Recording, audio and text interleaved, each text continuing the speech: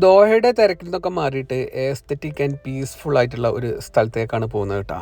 നിങ്ങളും ഈ സ്ഥലം കണ്ടിട്ടുണ്ടാവും, എന്നാലും ഞാൻ ഒന്നുകൂടെ കാണിച്ചു തരാം.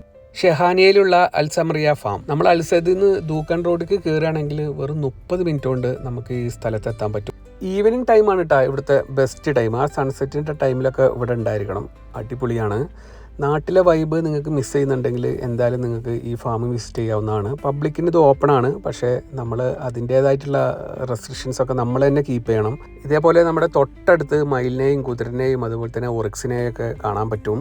കുട്ടികളായിട്ടൊക്കെ വന്നാൽ എന്തായാലും ഇഷ്ടപ്പെടുന്ന ഒരു പ്ലേസാണ്. കുട്ടികൾക്കാണ് കൂടുതൽ ഇത് എൻജോയ് ചെയ്യാൻ പറ്റുക. കാരണം മയിലുകളൊക്കെ തൊട്ടടുത്ത് കാണുമ്പോൾ അവർക്ക് ഉണ്ടാകുന്ന എക്സൈറ്റ്മെൻറ്റ് വളരെയധികം വലുതാണ്. ഈ വീഡിയോയിൽ ഒരു 20% സ്ഥലങ്ങൾ മാത്രമാണ് നമ്മൾ കാണിച്ചിട്ടുള്ളൂ. ഞങ്ങൾക്ക് അത്ര എക്സ്പ്ലോർ ചെയ്യാനും പറ്റിയിട്ടുള്ളൂ. കാരണം ഇത് വൈഡായിട്ട് കിടക്കുന്ന ഒരു പ്ലേസാണ്. നമുക്ക് അത്രത്തോളം അവിടെ ഡിഫറെൻറ്റ് പ്ലേസുകൾ എക്സ്പ്ലോർ ചെയ്യാൻ പറ്റും. ഞങ്ങൾ കുറച്ച് നേരം അവിടെ സ്പെൻഡ് ചെയ്തു, ഒരു ചായയൊക്കെ കുടിച്ചു, അങ്ങനെ ഒന്ന് റിലാക്സ് ചെയ്തു, കുറേ സ്ഥലങ്ങൾ കണ്ടു. പിന്നെ ആസ് യൂഷ്വൽ കുറച്ച് ഫോട്ടോസൊക്കെ എടുത്തു. നല്ല വൈബുള്ള സ്ഥലമല്ലേ, അപ്പോൾ അത്ര നല്ല ഫോട്ടോസ് നമുക്ക് കിട്ടും. പ്രത്യേകിച്ച് ആ സൺസെറ്റ്, ആ ഗോൾഡൻ ഹവറിൻ്റെ ടൈമിലും കൂടിയാണ് നമ്മൾ അവിടെ ഫോട്ടോ എടുക്കാൻ വേണ്ടിയിട്ട് എത്തിയിട്ടുണ്ടായിരുന്നത്. അടിപൊളി ഫോട്ടോസും നമുക്ക് കിട്ടിയിട്ടാണ്. ഖത്തറിൽ ഷൂട്ട് ചെയ്യുന്ന ഒട്ടുമിക്ക ഷോർട്ട് ഫിലിമും ആൽബംസും പ്രത്യേകിച്ച് നമ്മൾ മലയാളികൾ ഷൂട്ട് ചെയ്യുന്നതൊക്കെ ഇവിടെ വെച്ചിട്ടായിരിക്കും.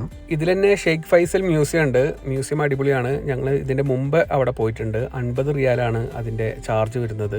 രാവിലെ 9 മണി മുതൽ 5 മണി വരെയാണ് ഈ മ്യൂസിയത്തിൻ്റെ ടൈമിങ് കേട്ടോ. ബാക്കിയുള്ളിടത്തൊന്നും പ്രത്യേകിച്ച് ഫീസോ കാര്യങ്ങളോ ഇല്ല, നമുക്ക് കയറിയിട്ട് കാണാം. പ്രത്യേകിച്ച് ഈ കുതിരകളുടെ ഒക്കെ എന്തായാലും നിങ്ങൾ പോയിട്ട് എക്സ്പ്ലോർ ചെയ്യേണ്ടതന്നെ കേട്ടോ. ഈ വീഡിയോ നിങ്ങളുടെ ഫ്രണ്ട്സിന് ഷെയർ ചെയ്ത് കൊടുത്തിട്ട് നിങ്ങൾ ഒരുമിച്ച് അവിടെ പോയിട്ട് എക്സ്പ്ലോർ ചെയ്യണം കേട്ടോ. താങ്ക്